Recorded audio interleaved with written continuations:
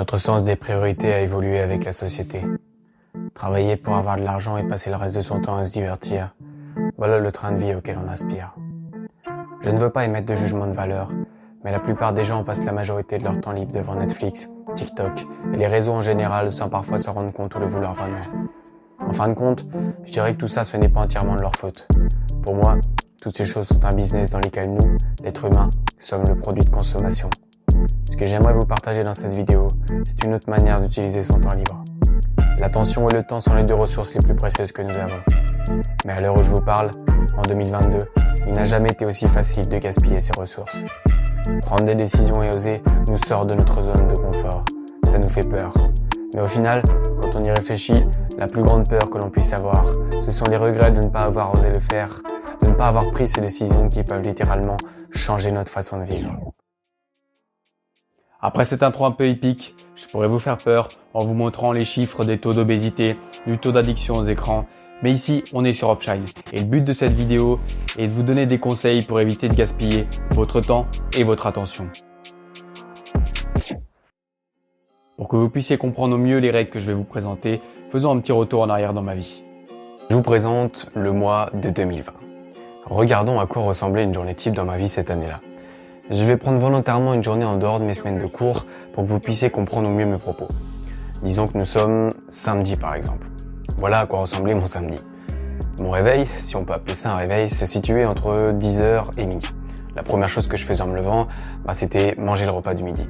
Enfin ça, c'était après avoir passé au mieux 10 minutes, mais parfois plus 30 sur mon téléphone et plus précisément sur les réseaux. Du coup, le reste de ma journée se résumait à essayer. Par exemple, je pouvais essayer de faire les quelques devoirs que j'avais à faire. Mais au final, n'étant pas capable de focaliser mon attention sur une tâche très longtemps et constamment déconcentré par mon téléphone, je pouvais passer 3 à 4 heures devant mon bureau sans vraiment avancer et sans avoir terminé tout ce que je devais faire. Après ça, tout ce que je voulais, c'était me vider le cerveau et prendre du plaisir. Donc, je regardais la télé ou des séries et ça pouvait durer jusque tard. Vous connaissez ce sentiment où on se dit « c'est le dernier » et au final, on en regarde encore 5 après. Voilà, je pense avoir fait un rapide résumé de mon ancien train de vie. Maintenant, vous devez vous demander comment est-ce que je suis passé de ce mindset-là, de ce train de vie-là, à celui que j'ai actuellement. Déjà, c'est simple. J'avais une raison bien précise de vouloir changer. Et ça, c'est la clé.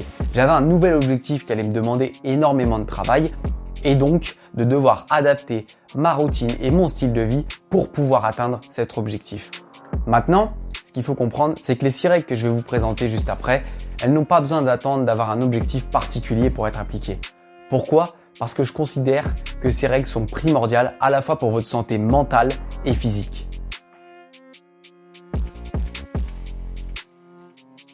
Maintenant, vous devez vous demander, mais pourquoi 6 règles ? Et pourquoi ces 6 règles-là précisément ? En fait, le truc, c'est simple. Ayant un nouvel objectif, il fallait que je trouve une nouvelle routine, des nouvelles habitudes plus en cohérence avec cet objectif.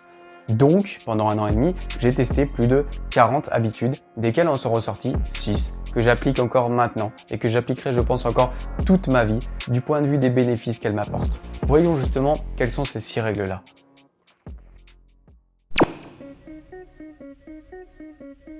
La règle est simple. Quand mon réveil sonne, j'arrête la sonnerie et soit j'éteins mon téléphone, soit je le mets sur mode avion. Puis, je le range dans ma table de chevet. Ensuite, j'effectue donc toute ma routine matinale, déjeuner, lecture, etc. sans jamais regarder mon téléphone. Pourquoi ? Pour plusieurs raisons.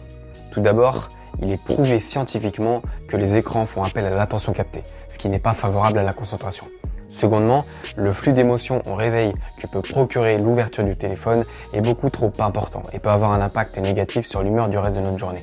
Exemple simple, j'attendais une réponse de la part de cette personne, je pensais qu'elle allait me répondre hier soir et ce matin, je vois qu'elle m'a pas répondu. Cela peut m'énerver ou m'attrister et me sortir simplement de ma journée. Ce qu'il faut comprendre, c'est que la première heure de votre journée déterminera le reste de celle-ci.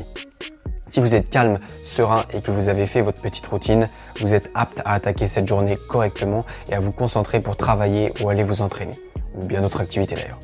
Au contraire, un mauvais démarrage et le reste de votre journée va être compliqué.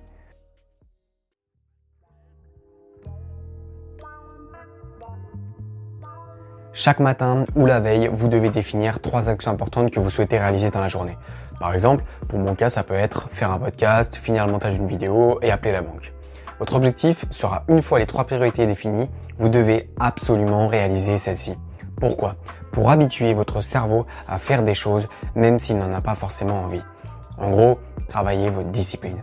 Secondement, si vous tenez ces 3 priorités, vous pourrez être rassuré en fin de journée, car même si vous n'avez pas pu faire tout ce que vous vouliez, vous avez fait les 3 choses les plus importantes. D'où l'intérêt de bien définir celles-ci. Je vous conseille des tâches pas trop longues, pas trop simples et en cohérence avec vos objectifs ou vos besoins.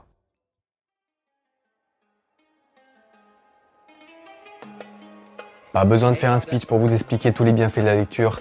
Je citerai juste Victor Hugo qui a dit « Lire, c'est boire et manger. L'esprit qui ne lit pas maigrit comme le corps qui ne mange pas. » Là, je vais plutôt donner un conseil pour toutes les personnes qui ne lisent pas. Quand on n'est pas lecteur, il est difficile de tenir cette règle sur la durée. Choisissez un type de livre que vous aimez, biographie, roman policier, scientifique, philosophique, historique. Commencez par lire seulement 10 minutes ou même 5 pages seulement. Mais tous les jours. Vous n'avez pas le droit d'en rater un, sauf cas extrême bien sûr. Ensuite, une fois 15 à 20 jours passés, vous pouvez petit à petit augmenter la durée ou le nombre de pages à lire. Grâce à ce petit processus mental, vous allez vous habituer à lire sans trop vous forcer et risquer d'abandonner.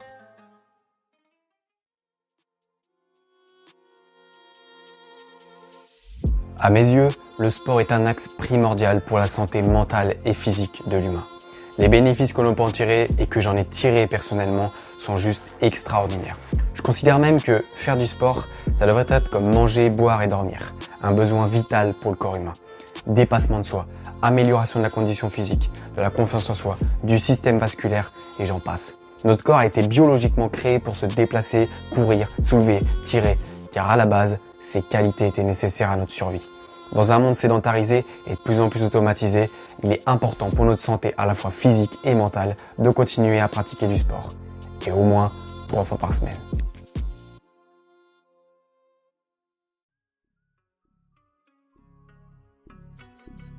Qu'est-ce que le deep work ? Pour faire simple, c'est travailler en focalisant toute son attention uniquement sur une tâche. Zéro distraction.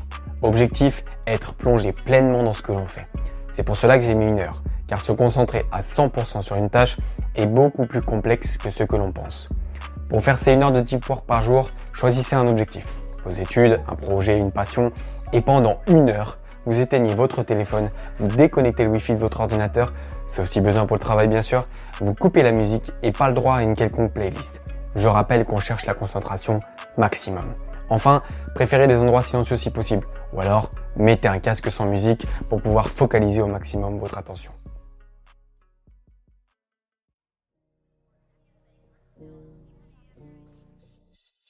La nourriture est au corps humain ce que le carburant est à un véhicule. Vous ne mettez pas du diesel dans une essence ou de l'essence dans un diesel. Pour la nourriture, le principe est le même. Il faut voir notre corps comme un super véhicule. Il faut en prendre soin. Et ça passe par le sport, les soins, mais aussi et surtout la manière dont vous l'alimentez. Si vous mangez constamment des fast-foods, des gâteaux, des trucs chimiques, votre corps n'a pas les bons apports. Une diète 80-20, c'est simple. 80% du temps, vous mangez sainement et équilibré. Et 20% du temps, vous pouvez vous faire plaisir avec des fast-foods, des pizzas, etc.